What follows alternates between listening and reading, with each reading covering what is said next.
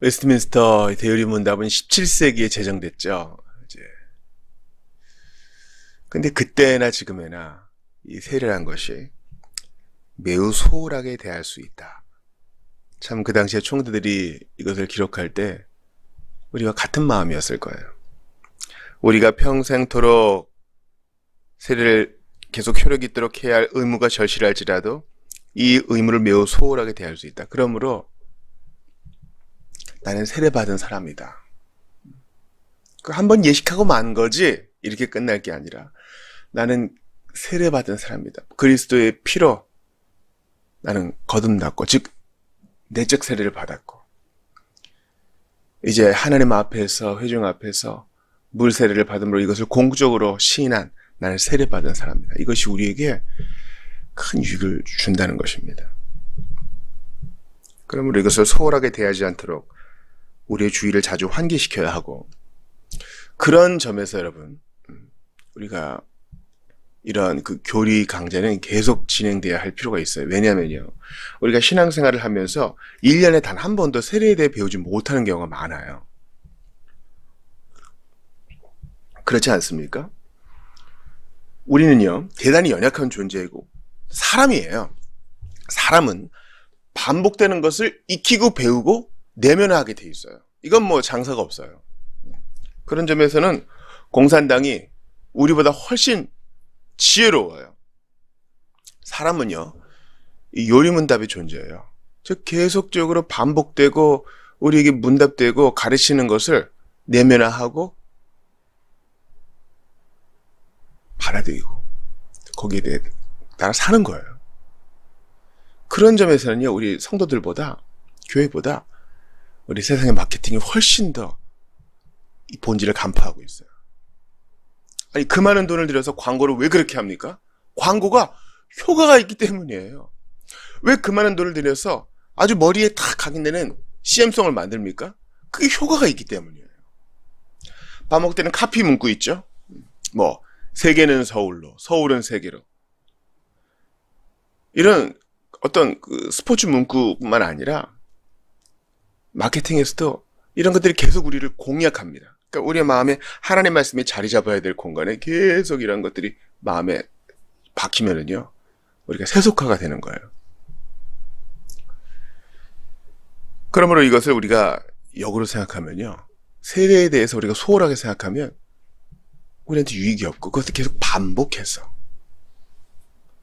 배우고 익히고 또 실험하고 실천할 때 우리에게 유익이 있어요. 그런 면에서 요리문답은요, 교리 강좌는요, 반복적으로 이것을 우리에게 각인시킨다는 점에서 큰 유익이 있어요. 그러니까 2023년에도 주께서 우리에게 이런 은혜 주시기를 바랍니다.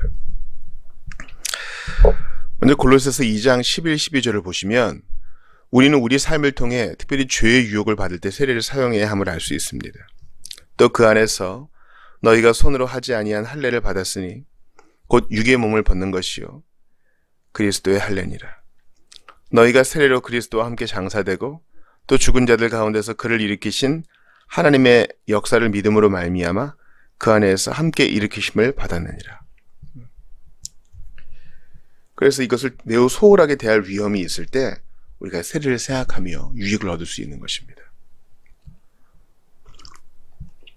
아, 나는 그리스도와 함께 장사되고 그리스도와 함께 일으키심을 받은 자지. 난 그런 사람이다. 나는 그리스도와 연합된 사람으로서 이 죄의 유혹에 넘어갈 수 없다. 이게 우리의 논증이어야 돼요. 합당하지 않다. 내가 이런 누추함에 빠지는 것이. 로마서 6장 4절 보세요. 그러므로 우리가 주의 죽으심과 합하여 세례를 받음으로 그와 함께 장사되었나니 이는 아버지의 영광으로 말미암아 그리스도를 죽은 자 가운데서 살리신과 같이 우리로 또한 새 생명 가운데서 행하게 하려 함이라. 아, 이게 바로 세례의 의미구나. 세례의 목적은 새 생명 가운데서 행하게 하려 하심이구나. 그러므로 지금 유혹받는 내가 세례받은 사람으로서 잘 처신해야 되는구나. 이게 우리의 논증이 되어야 된다 했어요. 로마서 6장 6절에 11절도 보세요. 우리가 알거니와 우리의 옛사람이 예수와 함께 십자가에 못 박힌 것은 죄의 몸이 다 죽어 다시는 우리가 죄에게 종 노릇하지 아니하려 함이니 이와 같이 너희도 너희 자신을 죄에 대하여는 죽은 자여 그리스도 예수 안에서 하나님께 대하여는 살아있는 자로 여길지어다. 그러니까 여러분, 이 모티피케이션, 죄 죽임의 교리에서 아주 중요한 게 세례라는 거죠. 그러니까 한 번 세례식으로 끝날 게 아닌 거죠.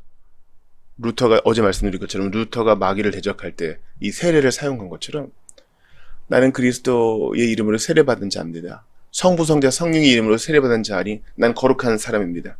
이렇게 누추함에 빠지는 게 옳지 않습니다.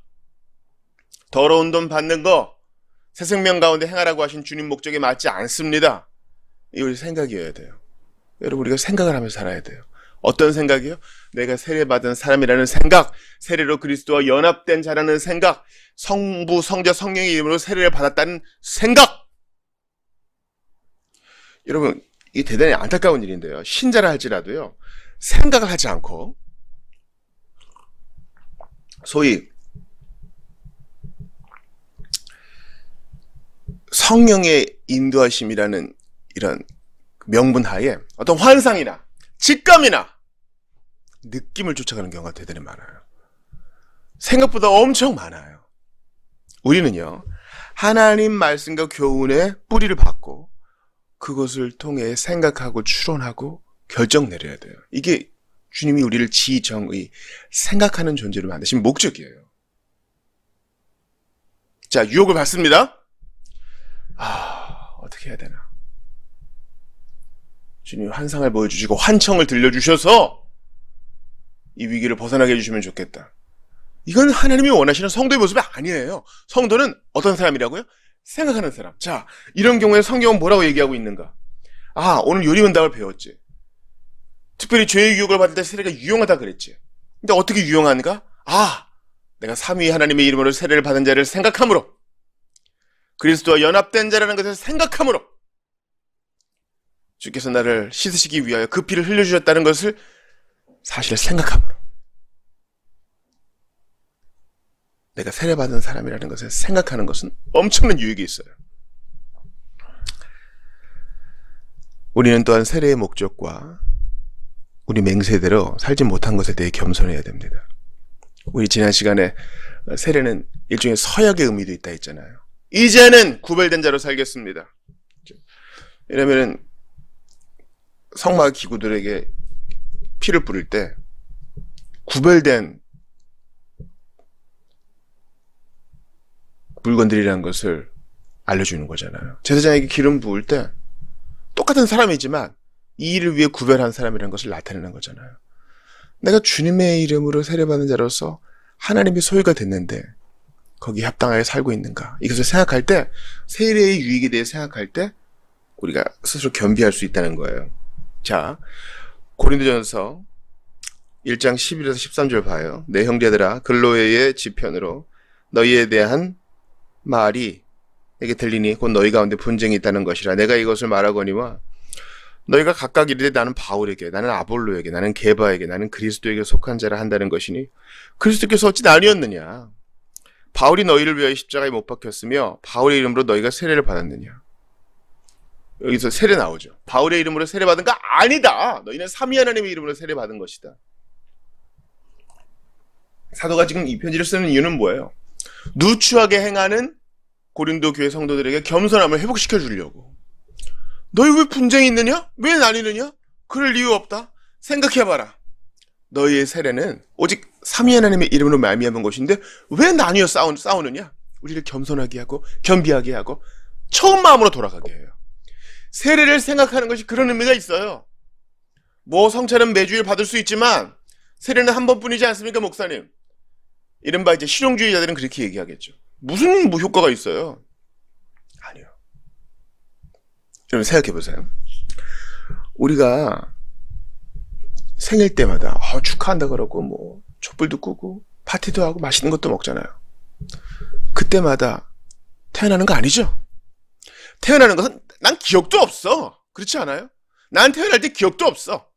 외부인들이 기억하는 것이지, 부모가 기억하는 것이지. 근데 그것을 계속 기억하고 기념하면서 내가 살아있다는 거, 내가 이 세상에 산다는 것의 의미를 되새기고 기뻐하고 즐거워하잖아요. 감사해하고,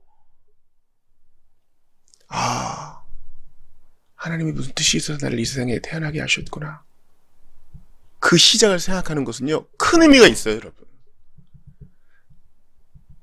나를 위하여 예비된 날이 한 달 더 시작되기 전에 주님이 나를 아셨습니다. 언제부터? 뱃속에서부터. 그리고 안전하게 태어나게 해서 지금까지 길러주셨습니다. 그 생각하는 게 유익이 돼야 안 돼요. 지금까지 지내온 것 주의 크신 은혜라. 우리의 출생을 기억하는 것도 이렇게 유익이 되는데 세례는 얼마나 더 큰 유익이 되겠어요. 특히 유아세례 받으신 분들, 목사님 저는 뭐 기억도 없어요. 제 의지가 아니라 부모가 마음대로 세례를 준 거예요. 아니요. 여러분들이 자유로 그리스도를 선택하고 그분께 믿음을 고백할 때까지 여러분들이 받은 그 세례는 결코 헛되지 않았습니다. 그러니까 바울도 고린도 교인들에게 내가 기도해가지고 너희들 하나님의 사자가 탁 나타나서 책망하게 할 거야. 이렇게 하지 않고요. 그들이 받은 세례를 기억하게 해요. 그래서 겸손함을 생각하게 하고 또 그들의 서원에 대해 부족했던 것을 깨닫게 합니다. 로마서 6장 2, 3절 보세요. 그럴 수 없느니라. 주에 대하여 죽은 우리가 어찌 그 가운데서 살리요. 무릇 그리스도 예수와 합하여 세례를 받은 우리는 그의 죽으심과 합하여 세례를 받은 줄을 알지 못하느냐. 똑같죠. 바울은 논증을 사용해서 우리 지성을 깨워요. 그러니까 저는 사실 이거 준비하면서 제가 은혜 제일 많이 받아요. 아, 그렇구나. 육체의 정욕을 이길 힘은 보혈의 능력, 주의 보혈. 우리가 죄의 유혹을 받을 때 우리가 이것을 생각하는 거예요. 난 그리스도의 피를 씻김 받았고 회중 앞에서 삼위 하나님 앞에서 물세례를 받음으로 이것을 공표한 사람이야. 나 씻음 받은 사람이야. 이제 흰옷 입은 자로서 제가 제대로 살았는지 주님 앞에 돌아봅니다. 세례를 생각할 때 그런 거예요. 그리스도의 보혈은 너무나 정하지만 나는 오늘도 부족하니 주여 이 세례를 무효로 돌리지 않으시고 저를 도우시니 주여 오늘도 의지하며 삽니다. 이게 우리 고백이어야 돼요. 참 이거 말씀 외우고 싶어요. 그럴 수 없느니라. 죄에 대하여 죽은 우리가 어찌 그 가운데서 살리요. 신자는요 죄를 지으면서도 불편해야 돼요. 이게 우리 사는 방법이 아니거든요. 무릇 그리스도 예수 앞하여 세례받은 우리는 그의 죽으심과 합하여 세례를 받은 줄 알지 못하느냐. 그의 죽으심과 합하여 세례받았다. 이 말은 뭐예요? 이제 세상과는 관련 없는 사람인 거예요. 그의 죽으심과 합하여 세례받았고 그분이 부활할 때 함께 일으킴 받았으니 새로운 피조물이에요. 왕자가 거지 속을 해서 쓰레기통에서 나온 상한 음식 먹는 게 어울리지 않는 것처럼 우리가 죄 가운데 사는 것은 어울리지 않는 일이요. 합당하지 않은 일이요. 어색하고 불편한 일이요. 내 안에 성령께서 근심하는 일이니 세례받은 자로서 합당히 살겠습니다. 로마서 4장 11, 12절은요. 세례를 통해 인쳐지는 축복의 실제적인 경험을 소유하는 것이 우리의 의무라는 것을 알려줍니다. 그가 할례의 표를 받은 것은 무할례 시의 믿음으로 된 의를 인친 것이니 이는 무할례자로서 믿는 모든 자의 조상이 되어 그들도 의로 여기심을 얻게 하려 하심이라. 또한 할례자의 조상이 되었나니 곧 할례 받을 자에게뿐 아니라 우리 조상 아브라함이 무할례 시에 가졌던 믿음의 자치를 따르는 자에게도 그러하니라. 믿음의 자치를 따르는 우리도 아브라함이 받는 복을 경험하고 아브라함이 경험한 것을 우리도 공유하게 되는 것입니다. 그들도 의로 여기심을 얻게 하려 합니다. 믿음의 자치를 따르는 자들도 여기 우리가 포함된 거예요.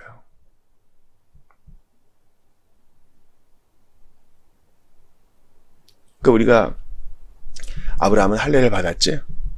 난 세례를 받았어. 아브라함과 나는 똑같이 그리스도를 믿음으로 구원받은 사람이야. 의로 여기심을 받은 사람이야. 그렇다면 나도 아브라함의 믿음의 자치를 따라가는 게 옳다! 세례받은 자로서.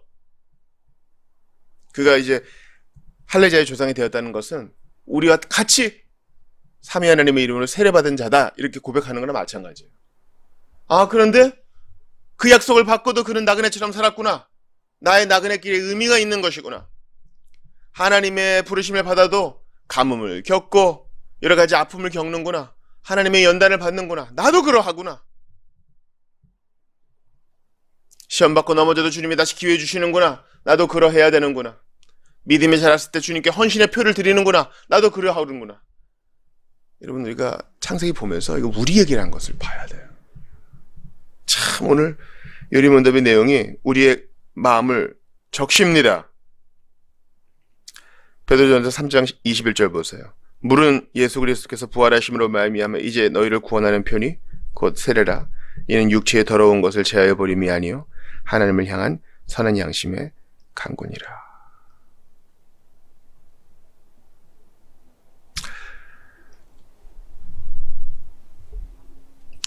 이제 세례를 정당하게 사용하는 것은 그리스도를 완전히 신뢰하는 심각하고도 진지한 노력과 진정하고도 의로운 그리고 거룩한 생활과 관계된다는 것을 보겠습니다. 로마서 6장 2절에서 5절, 아까 우리가 본 것이죠. 그럴 수 없느니라 죄에 대하여 죽은 우리가 어찌 그 가운데서 살리요. 그러면서 4, 5절 보세요. 그러므로 우리가 그의 죽으심과 합하여 세례 받음으로 그와 함께 장사되었나니 이는 아버지의 영광으로 말미암아 그리스도를 죽은 자 가운데서 살리신것 같이 우리도 또한 새 생명 가운데서 행하게 하려 함이라. 만일 우리가 그의 죽으심과 같은 모양으로 연합한 자가 되었으면 그의 부활과 같은 모양으로 연합한 자도 되리라. 세례를 정당하게 사용하고 세례를 진지하게 생각하는 것은요, 바로 거룩한 생활과 관련됩니다. 여러분, 예수님 닮고 싶으세요? 매일 세례를 생각하세요. 그 세례의 의미를 공부하세요. 갈라디아서 3장 26에서 27절 봅시다. 너희가 다 믿음으로 말미암아 그리스도 예수 안에서 하나님의 아들이 되었으니 누구든지 그리스도와 합하기 위해 세례받은 자는 그리스도로 옷 입었느니라. 세례받은 자는 그리스도로 옷 입은 자예요. 자, 그리스도로 옷 입은 자라는 것은 뭐예요? 어거스틴의 회심 구절이죠. 방탕한 생활 하지 말고 그리스도로 옷 입고 정결하게 살아라. 그리스도로 옷 입었다는 것은 뭐예요? 나는 누더기밖에 없어요. 대제사장 여호수아처럼 아직 끄름에 잔뜩 더럽혀진 옷밖에 없다고요. 내가 그래요. 그러니까 마귀가 정죄하죠. 그러나 주 예수님의 보혈은, 또 그분이 행하신 온전한 순종은 나의 그 더러운 누더기를 벗기고 새 옷을 입혀줍니다. 흰 옷을 입혀줘요. 그러니까 사람들이 볼 때는 깨끗하고 새로운 옷을 입겠죠. 이거 내가 만든 거 아니에요. 그리스도께서 입혀주신 옷이에요. 하나님이 우리를 보실 때 나를 보지 않아요. 그리스도 안에 있는 나를 봅니다. 그리스도와 연합한 자기 때문에 그리스도 안에서 우리를 보심으로 우리를 보실 때 그리스도처럼 순종한 자로 보세요. 놀라운 교리예요.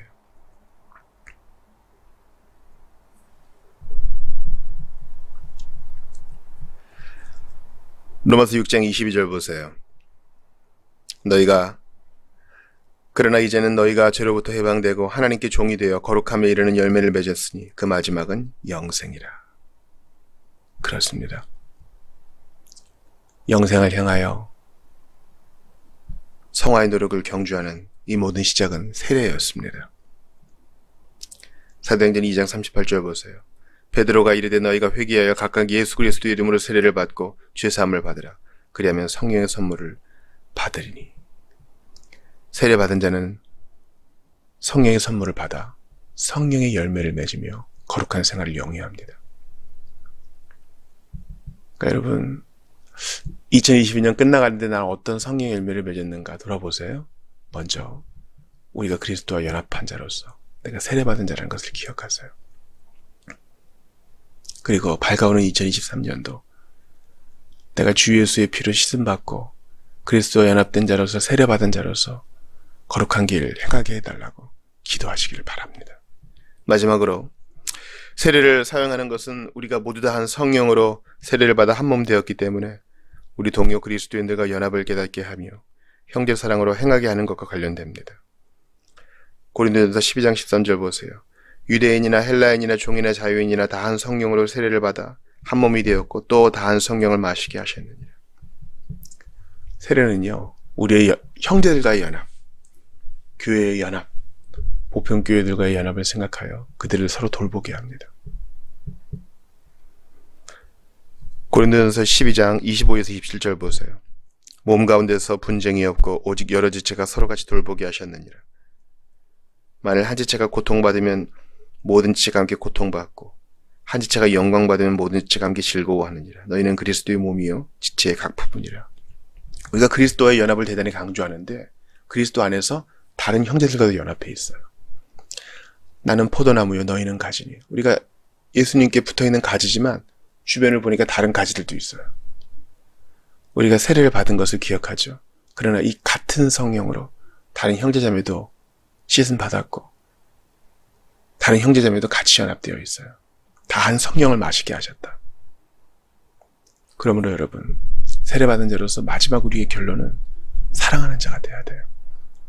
다른 일을 돌보고 다른 형제자매를 긍휼히 여기고 교회 연합을 위해 기도하고. 오늘 금요 기도회로 밤에 모일 텐데요. 정말 우리가 그랬으면 좋겠어요. 세상이 메마르고 세상이 이 모양이라고 우리까지 그래서야 되겠습니까? 사랑하는 자로 세례받은 자답게 서로를 섬기고 사랑하는 교회의 모습이 일어나길 바랍니다. 우리의 세례를 생각함으로 서로를 돌보고 사랑하며 사랑과 선행으로 서로를 격려하는 아름다운 공동체 되기를 바랍니다. 다 한 성령을 마시게 하신 같은 세례를 주사 그리스도의 피로 한 피받아 한 몸 입은 한 식구 삼아주셨으니 세례받은 자로서 서로 사랑하게 되실 수 있기를 주의 이름으로 축원합니다.